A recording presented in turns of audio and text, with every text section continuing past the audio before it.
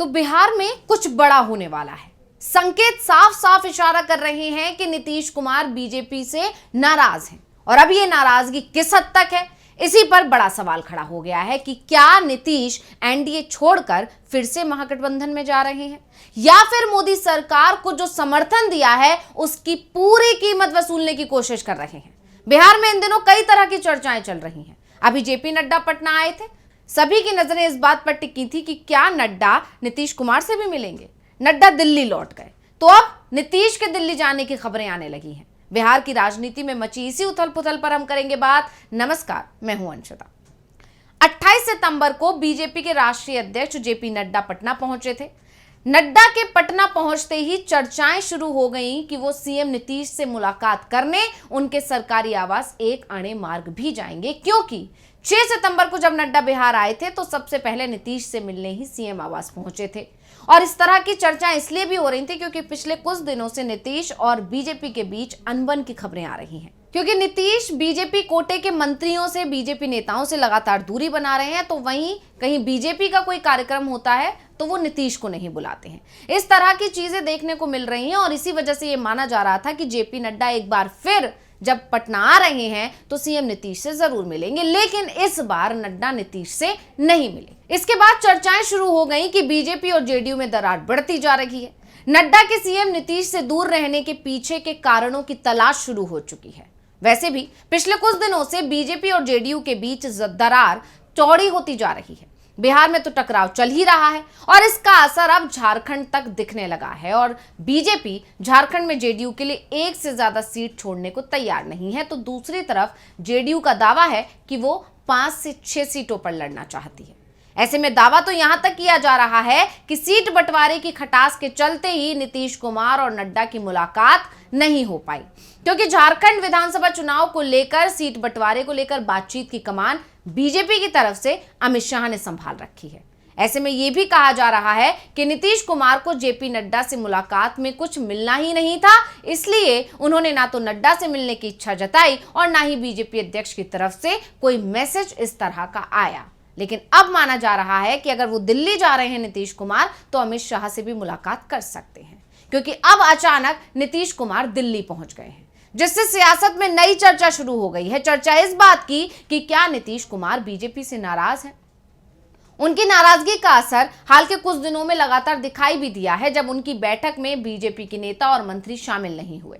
तो जिस कार्यक्रम में बीजेपी नेता दिखाई दिए वहां जेडीयू के मंत्री और नेता गायब थे।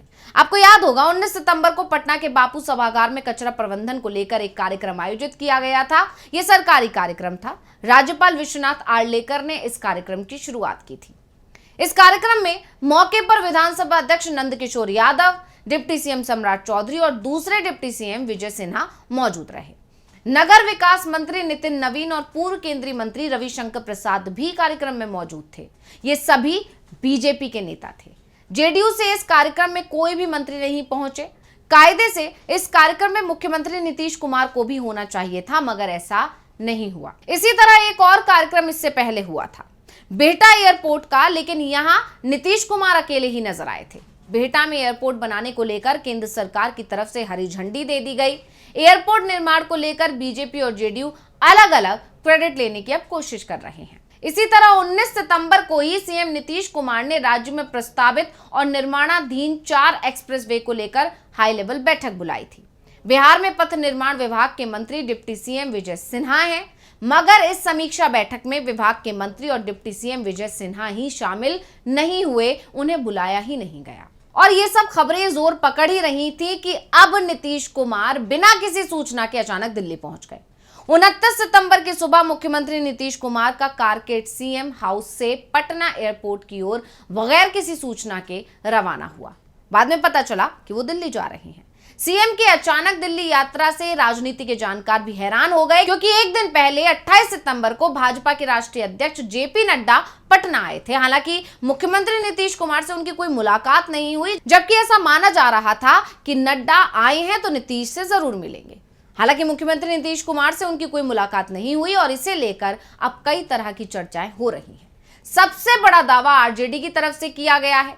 आरजेडी दावा कर रही है कि मुख्य चुनाव आयुक्त ने मुंबई में साफ कह दिया कि नवरात्रि पर्व के बाद वो महाराष्ट्र और झारखंड विधानसभा चुनाव का ऐलान करेगा और इसी के साथ देश में लोकसभा की 2 सीट, केरल की वायनाड और पश्चिम बंगाल की वशीरहाट सीट और करीब 50 विधानसभा सीटों पर उपचुनाव का भी ऐलान होगा, जिसमें बिहार की 4 विधानसभा सीटें शामिल हैं। आरजेडी की तरफ से कहा जा रहा है कि नीतीश कुमार विधानसभा उपचुनाव नहीं कराना चाहते क्योंकि उन्हें हार का डर लग रहा है। वो बीजेपी पर दबाव बना रहे हैं कि विधानसभा ही भंग हो जाए और समय से पहले ही चुनाव करा लिए जाएं। इसके संकेत पिछले दिनों आईएएस और आईपीएस अधिकारियों के बड़ी संख्या में हुए ट्रांसफर से भी जोड़कर देखा जा रहा है और अब नीतीश कुमार के दिल्ली दौरे को भी इसी से जोड़कर देखा जा रहा है। दावा किया जा रहा है कि नीतीश कुमार दिल्ली विधानसभा भंग करने का फैसला कर सकते हैं और इसी को लेकर पीएम मोदी और गृह मंत्री अमित शाह से उनकी मुलाकात तय मानी जा रही है। वैसे नीतीश कुमार के करीबियों का कहना है कि सीएम नीतीश की आंखों में तकलीफ है और उनका इलाज दिल्ली एम्स में चल रहा है और वो इलाज के सिलसिले में दिल्ली गए हैं। लेकिन इस समय जो राजनीतिक हालात दिखाई दे रहे हैं उसमें साफ है कि नीतीश के दिल्ली आने का मकसद इलाज की जगह कुछ और है। वैसे बात सिर्फ बिहार विधानसभा को भंग करने की ही नहीं है। अगर बिहार विधानसभा भंग की भी जाती है तो भी विधानसभा चुनाव महाराष्ट्र और झारखंड के साथ अब नहीं हो पाएंगे क्योंकि चुनाव आयोग इतने शॉर्ट नोटिस पर चुनाव नहीं करा पाएगा। उसे तैयारी करने के लिए कम से कम 3 महीने का समय चाहिए होता है।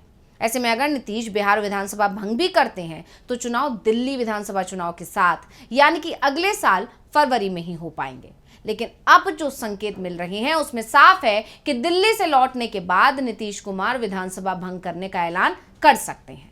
वैसे नीतीश के दिल्ली दौरे को लेकर एक बात और सामने आ रही है। झारखंड विधानसभा चुनाव का ऐलान 2 सप्ताह के अंदर होना है और बीजेपी की तरफ से साफ संकेत मिल रहे हैं कि वो आजसू और जेडीयू के साथ मिलकर चुनाव लड़ेगी। आजसू के प्रमुख सुदेश महतो पहले से ही दिल्ली में है। सीट बंटवारे को लेकर उनके अमित शाह से कई बार मुलाकात हो चुकी है और अब नीतीश कुमार भी इसी के सिलसिले में दिल्ली पहुंचे हैं। झारखंड में कुर्मी आबादी 4% के करीब मानी जाती है और बीजेपी नीतीश के सहारे इस बड़े वोट बैंक पर नजर गड़ाए हुए है। ऐसे में नीतीश कुमार की अमित शाह से मुलाकात तय मानी जा रही है। इसके साथ ही नीतीश पीएम मोदी से भी मिल सकते हैं। अभी हाल ही में नीतीश कुमार ने प्रधानमंत्री नरेंद्र मोदी को अयोध्या से जनकपुर के बीच बन रहे राम जानकी पथ के निर्माण में तेजी को लेकर एक लेटर लिखा था।